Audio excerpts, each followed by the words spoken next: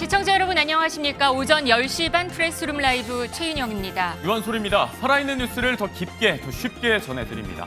먼저 오늘의 뉴스네컷입니다.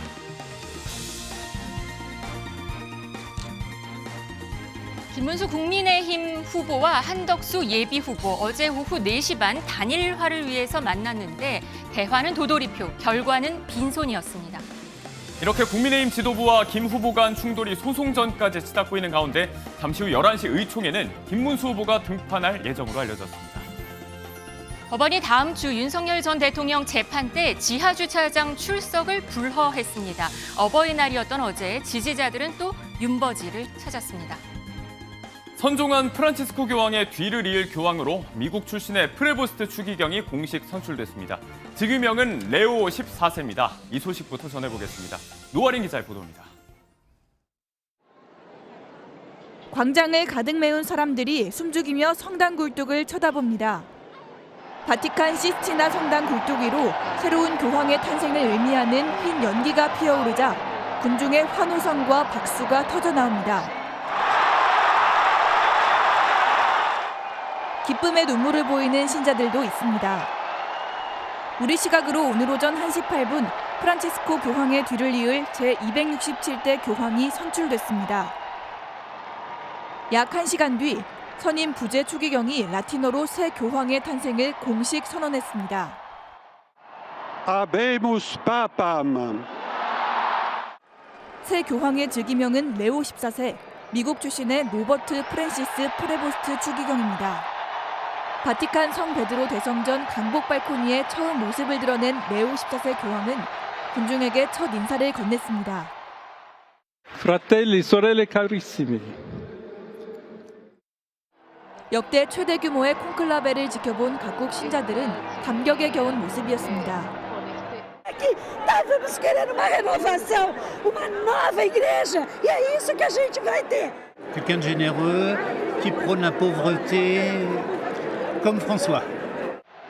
콘클라베 이틀째이자 네 번째 투표 만에 선출된 레오 14세 교황은 조만간 즉위 미사를 열 계획입니다. MBN 뉴스 노하린입니다. 네, 다음 주부터는 윤석열 전 대통령 내란 혐의 재판이 재개됩니다. 더 이상은 그런데 비공개 지하 출입이 아니라고 합니다. 이 소식부터 확인하겠습니다. 호준석 국민의힘 대변인, 이승훈 더불어민주당 전략기획 부위원장 나오셨습니다. 안녕하세요. 안녕하세요. 네, 법원이 윤 전 대통령에 대해서 이렇게 지하 출입이 아니라 지상 출입을 하라고 했습니다. 그간 전례가 없었던 탓에 특혜 논란도 좀 있었고요. 또 최근에 윤 전 대통령이 사저 인근을 자유롭게 돌아다니는 모습, 이런 동향들을 좀 종합적으로 봤을 거다, 이런 분석이 나오고 있더라고요. 부위원장님. 그렇죠. 일단은 이명박 전 대통령이나 박근혜 전 대통령도 재판 과정에 다 참석하는 모습들이 보여졌잖아요. 네. 그리고 윤석열 전 대통령이 지하주차장을 위해 출입을 했습니다만 요즘에 최근에 굉장히 밖을 돌아다니는 모습들이 많이 공개가 됐어요. 네. 그렇기 때문에 뭐 굳이 비공개로 할 필요가 있냐라고 하는 상식적인 생각과 네. 두 번째로는 왜 윤석열 전 대통령에게만 특혜를 주지? 구속 취소에서도 보듯이 윤석열 대통령 한 분을 위한 특혜였거든요. 그런 측면에서 아마도 사법부도 상당히 좀 부담감을 가진 것 같고요. 결국 국민 눈치를 보고서 다시 원상 회복시킨 것이 아닌가라고 생각됩니다.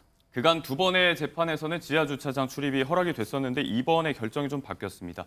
이 부분에 대해서 이제 국민 눈치를 보는 거라고 말씀을 하셨는데 법조계에서는요. 지난 이재명 후보 파기환송심 기일 연기, 대선 이후로 미뤄진 것, 이 부분과 함께 연계를 해서 사법부가 정치권의 눈치, 민주당의 사법부 압박 이런 것들을 좀 의식한 게 아니냐, 동일선상에 묶어놓고 볼 결정 아니냐는 지적도 나오고 있어요. 제가 판사라도 뭐 그런 마음이 들었을 것 같습니다. 판사도 사실 생활인입니다. 지난번에 우리 그 탄핵된 검사가 특수부 검사가 그 헌재 나와서 탄핵 심판 때 예. 거의 이제 눈물을 흘리는 그 모습을 보지 않았습니까? 자신의 모든 일상과 뭐 가족들까지 이제 다 망가졌다고 하지 않습니까? 예. 그런데 지금 민주당은 죄에 있는 것을 죄에 있다고 판결해도 사법부의 수장인 대법원장까지도 아무런 위헌이나 위법이 없는데도 탄핵하겠다라고 하지 않습니까? 우리가 대통령도 2명이나 탄핵했는데 대법원장 따위야 이런 말들을 공공연히 하지 않습니까? 그다음에 법원 구성조차도 대법원 구성조차도 바꾸어서 이제 대법원도 우리 마음대로 좌지우지하겠다.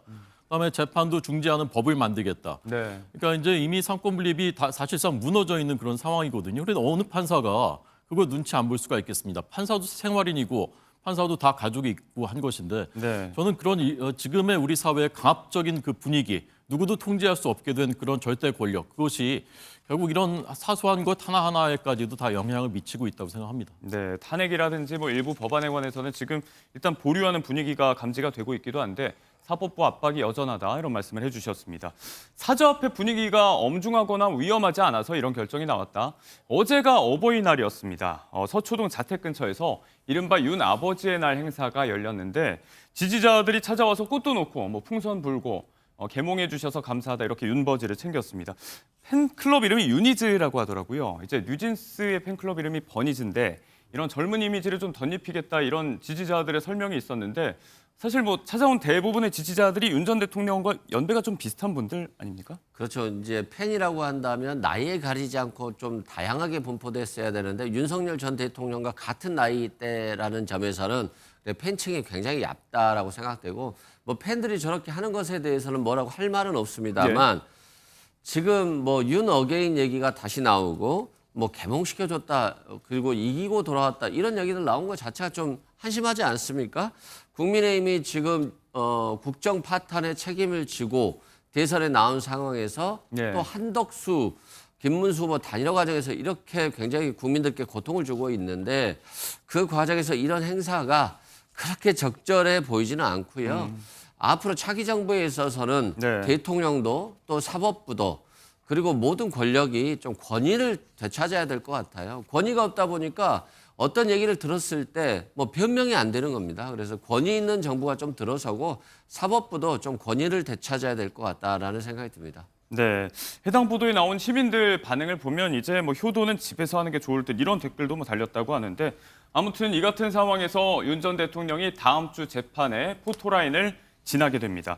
처음으로 법정 앞에서 소회를 밝힐지도 관심 있게 좀 지켜봐야 될 것 같습니다. 네.